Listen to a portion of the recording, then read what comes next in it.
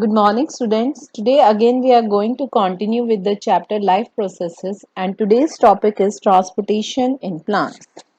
Now, transportation system is less elaborate in plant as compared to animals. It is because the plants are comparatively less active and require less supply of material either from outside or synthesized by the plant themselves. The major material which are needed by plant cells are gases like oxygen, carbon dioxide, water and minerals, and these substances are to be supplied from outside. The other substances needed by all living cells are the organic food and hormones which are synthesized by plants cells and distributed by the transport system. So, we will see how the different tissues are involved in transportation system. Now, transportation is a vital process in plant. The process involves the transportation of water and necessary nutrient to all the parts of plant for its survival. Food and water transportation take place separately in plant. Xylem transport water and phloem it transport food, right? And this is the figure showing where the water and minerals are taken by the root, and with the help of xylem it is being transported to the leaves and other parts of the plant. Now food glucose is made by the photosynthesis and it is having a bidirectional flow to the towards growing bud as well as to the growing root. Now phloem. Phloem is responsible for the translocation of nutrients and sugar like carbohydrate produced by the leaves to the areas of plants that are metabolically active. The components of phloem are seed tube, companion cell, phloem fibers and phloem parenchyma cells, and the material through which flow is there in the phloem is bidirectional. Now translocation. Transport of food in plant through phloem via a process such as mass flow is called translocation. Photosynthesis, that is sugar and organic molecules such as amino acid, organic acid, proteins and inorganic solutes like potassium, magnesium, nitrate, calcium, sulfur and iron from source tissues, that is mature leaves, to the sink cells. Sink cells are the areas of growth and storage, are transported through the phloem, right? Now the material like sucrose is loaded from the leaves to phloem using the energy of ATP, and such a transfer increases the osmotic pressure, causing movement of water from nearby cells into in phloem tissue, and the material get transported through the phloem and it get transported where the it is being required, right? Here is a figure which is shown how the translocation process it occur. Now the rate of translocation in flowering plant is approximately 1 meter per hour, and it confers that it is generally much slower. It is much slower, but even so this is so far to be accounted for by the diffusion. Instead, the sap flows like a river of dilute syrup water. What is the force and drives the flow of material in the phloem? It is pressure gradient generated in the sieve elements and the companion cells together with it. Now in this figure you are seeing here, this is the source. Source are the leaf where the glucose is being synthesized, sugar, and these are the sinks. Sinks, the growing tip of the stem or the roots, right, where the food is being going to be stored. Now he is saying in leaves, sugar is synthesized. These are the leaves. The sugar is synthesized in mesophyll cells, that is the middle layer of the leaf, and it is then actively pumped into the phloem using metabolic energy. By using energy, the sugar is not only transferred to the phloem but it also concentrated. When a solute such as sugar is concentrated inside the cell, see, when the sugar it is in concentrated form, then what happen? Water enters the cell by the osmosis. So in these cells, there is movement of water, right?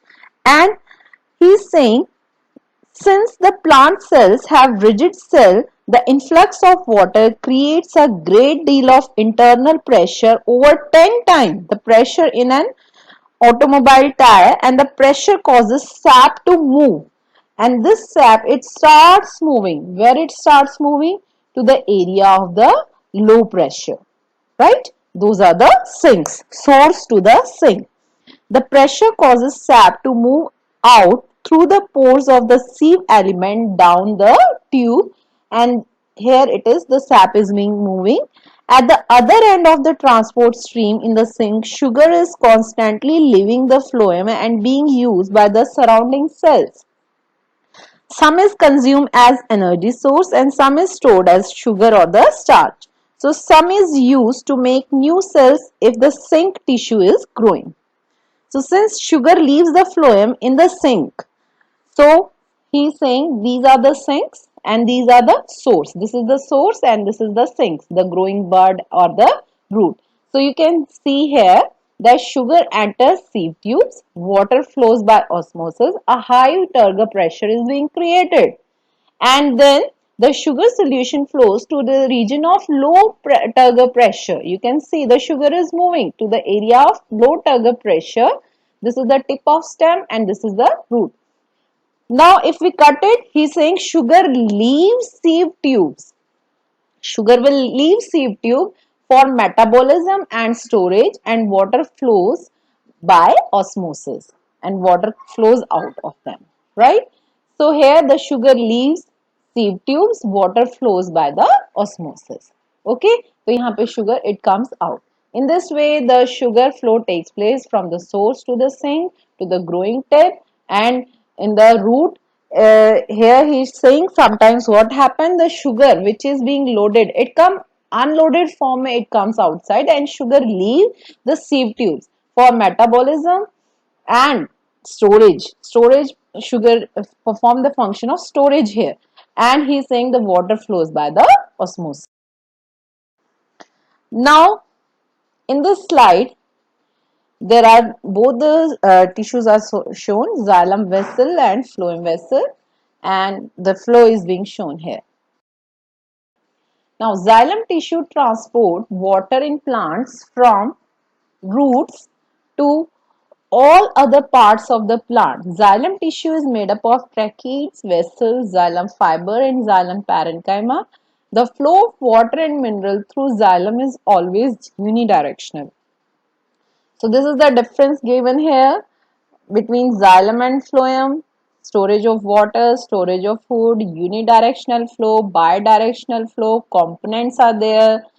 These are having tissue is having hollow dead cells, and it consists of living tissues.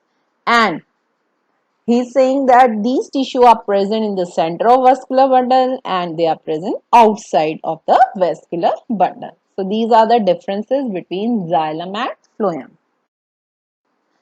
Now how the transpiration occur, it is being shown here in the figure. Water is absorbed by the root hairs with the capillary action, it rises here.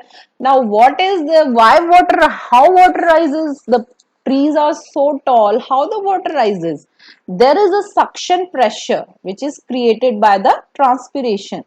When there is loss of water through stomata, there is a suction pressure on the back means on further here in the xylem tissue and then to the root. And when this suction pressure works and this the water it start rising and the water it keep on losing. So transpiration creates a suction pressure to the roots and roots, sorry, to the stem to the roots, and in this way the water it start rising in the tall plants, right? So root pressure, conduction of water through the xylem from roots to upper parts of plant is due to many forces acting together. One of the force responsible is root pressure. So it is a osmotic pressure within the cells of the root system that causes saps to rise through a plant stem to the leaf, and it helps in initial transport of water up the roots. Now, transport of water. Water is absorbed by the root and is transported by xylem to upper parts of the plant. Imbibition, osmosis, root pressure and transpiration. These are the forces which help in which contribute towards the upward movement of water even in the tallest plant. Imbibition is the process in which water is absorbed by the solids. Osmosis is in which there is water moved from area of its low concentration to area of high concentration. At root, the cell take up ions by an active process, and this result in difference of concentration of ion, right? So one side there are more concentration of ion and one side there are less concentration of ion.